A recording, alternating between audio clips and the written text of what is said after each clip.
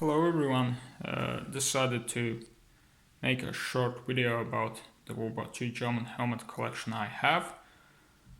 Not that many, only 4, but these are the helmets I managed to acquire during my collecting years, and I'm not really specifically collecting German helmets only.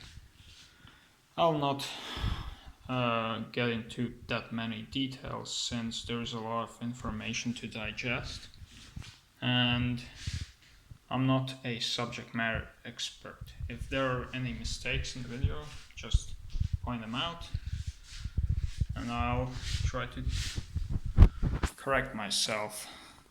So I'll just start from the left.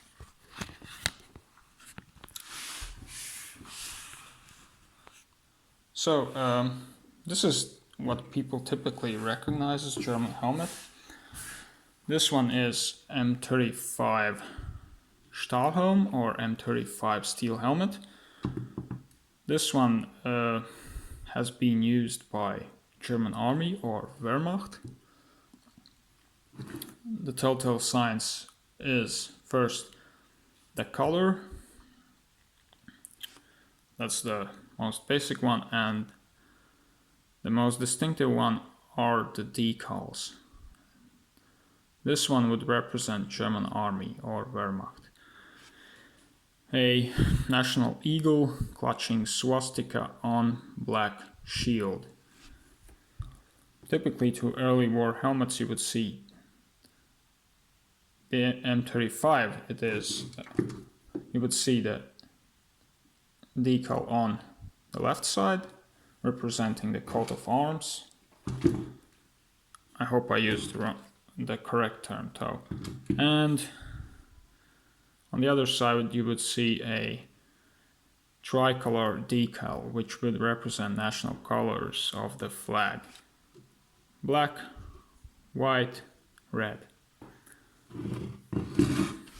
Other thing how to tell if this is an M35 helmet, for those who don't pay attention or just want to know quickly, are the ventilation holes. On M35 helmets, they are separate piece riveted into the shell of the helmet. On later helmets, like starting from M40 helmet, they would be a part of the helmet. Basically a stamped outwards ventilation hole, which would be reminiscent of this shape. So what we know, the helmet is German Army because of the decal on the left side. It's an early war helmet because it has 2 decals, so-called double decal helmet, and it has been used since early days of the war. The other thing how you can tell it is from the color. Here you can see so-called apple green, which was the first variation of color used on M35 helmets. Later it was repainted in field gray here. You can see better on this part of the helmet. And the last layer of the color is sort of this dark green. Also typically you would see on M35 helmets the owner's initials, which were covered by color. Unfortunately I was not able to spell these since they were just painted over. If someone can, it would be greatly appreciated. Other thing which should be characteristic to M35 helmets is that the helmet liner is made from aluminium, and the chin strap attachment loops, I'm sorry if I don't use the correct term, since English is not my first language would be square, with square corners.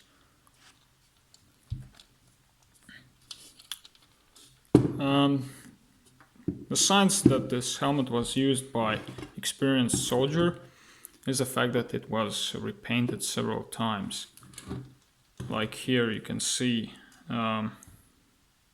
specifically here, that the first layer of the color, so-called apple green, was painted over with field gray.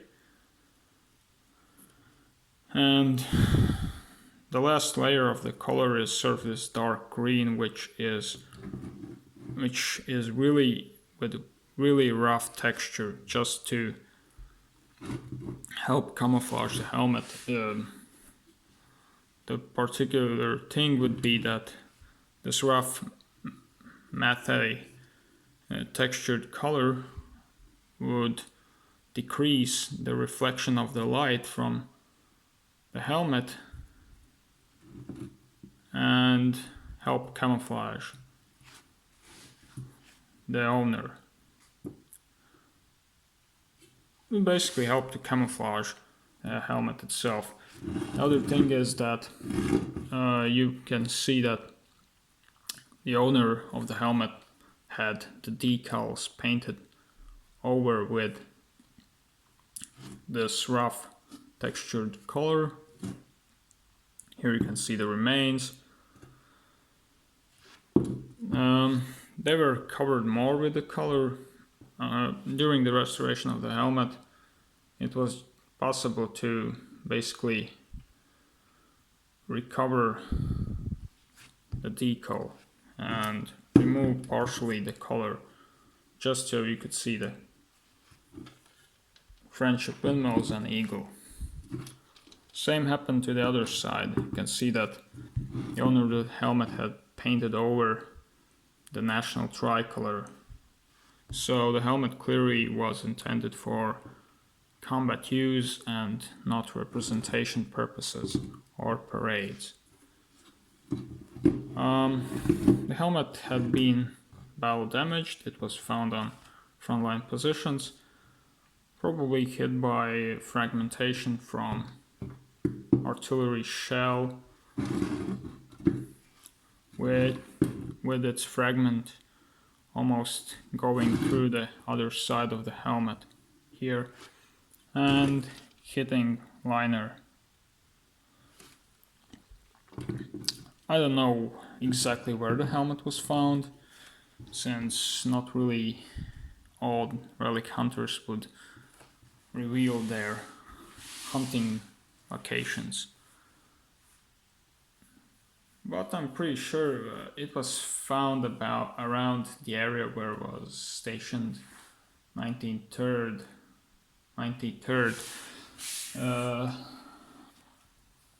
Infantry Division of the Wehrmacht.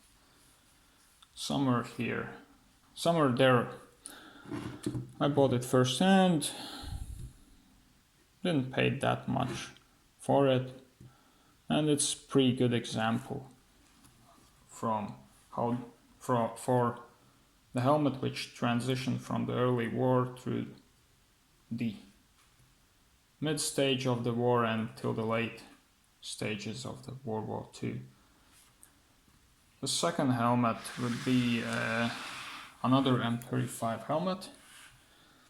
This one also had been repainted several times. I'll try to demonstrate here. Here you can see again the apple green early color covered with a desert dark green. And just to make a proof that it was a common thing to cover the decals, here you can see this one also has the decals covered with paint. It was repainted over also to help with camouflaging the helmet. And the interesting detail is that the helmet itself has a German field phone wire attached to it, just to use it for, again, camouflaging the helmet. So the idea is basically that you would typically use the wire to attach vegetation to break the outline of the helmet, which is one of the rules for camouflaging, for effective camouflage. You know, if anyone has some sort of like military background, they know that you would need to basically break the outline of or shape of the object, which is typical of to it, and decrease reflection of the light. And this had been done by applying a rough textured color, painting over the decals or covering them up, and attaching the German field phone wire to attach vegetation. This is the way it has been attached.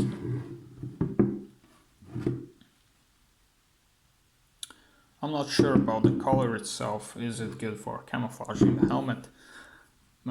Since it is sort of like in this red color, but apparently it was something that the soldier could get his hands on at that time and used it. Here you can see again, the helmet has remains from its owner's initials. These ones are even more difficult to recognize, since the helmet has been cleaned really rough using really rough methods, not by me though. Again, aluminum liner with square chin strap attachment loops. Here you can see. This is the way how the field phone wire was attached to the liner. Basically, it goes through this place, to the side between the liner and helmet shell, and it has a knot tied at the end of it, so it would not pull out. So it couldn't be pulled out easily. And this is how it attached to the back of the helmet. Not sure how comfortable it was. I'm guessing that this one would be pushing in the back of your skull and make it uncomfortable to wear it for prolonged periods of time, but who knows. And this is the left side of the helmet. So this one also had been battle damaged. 2 holes hit by fragmentation from shell.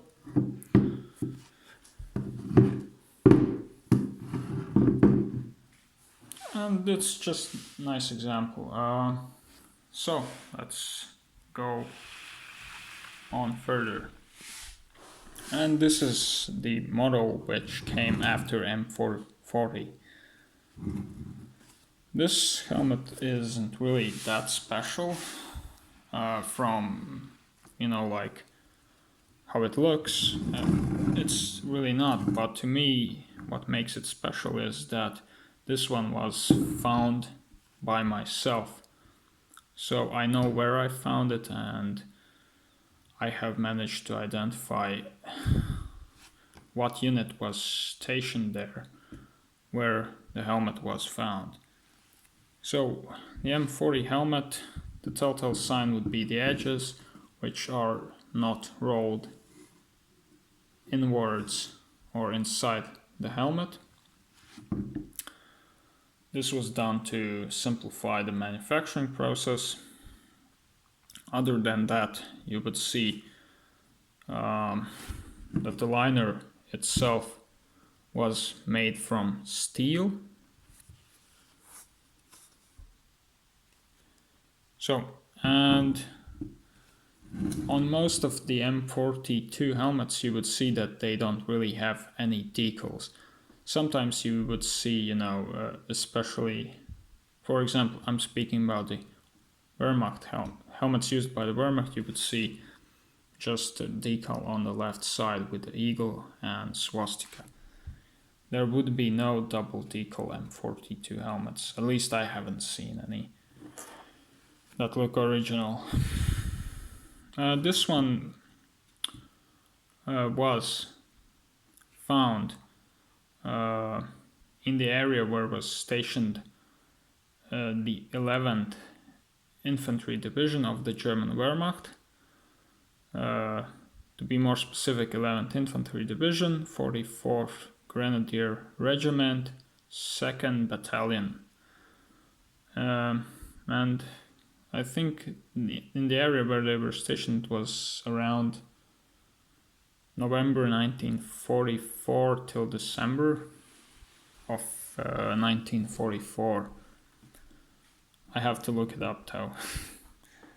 And yeah, really just to represent a late war helmet. Thin layer of color, not really good quality one. Could be probably repainted or in field conditions with another layer of the color using with sand mixed in, again just to help camouflage the helmet. Like here you can see on the rivet, sort of like sand. Also here, and here is how the color itself looked like.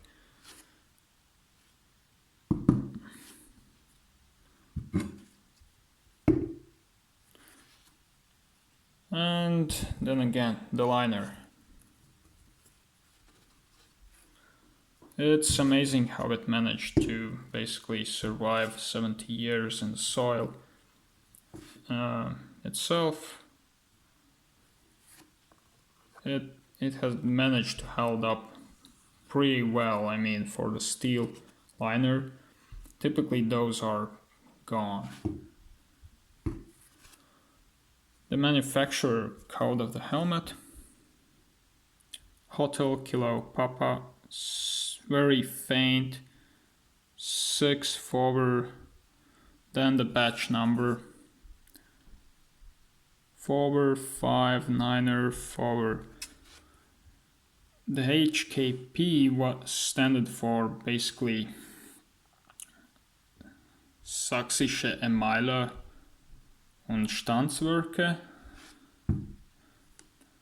and 64 was the code. By the way, this helmet was manufactured by the same company which manufactured this M35 helmet. This one I'll try to show the code. Sorry.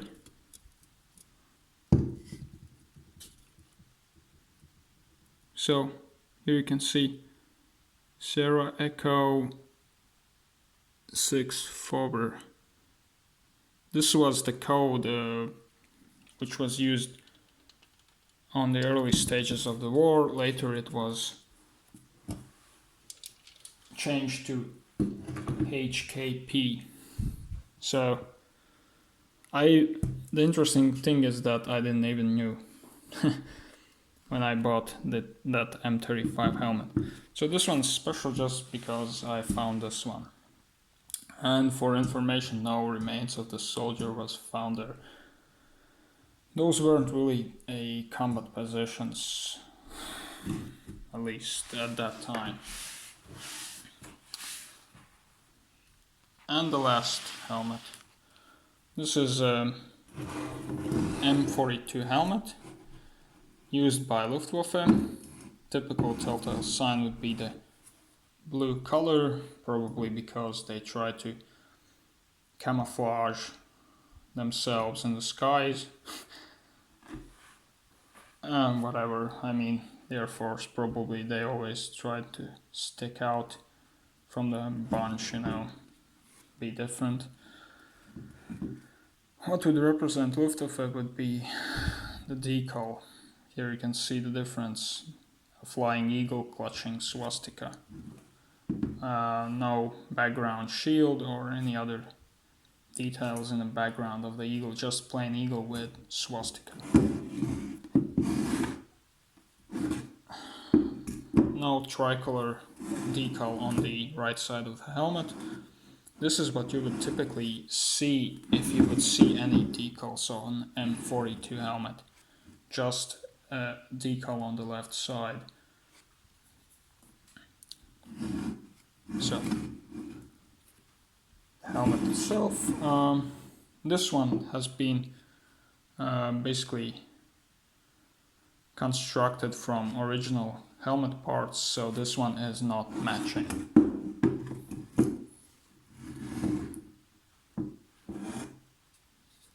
This is the liner.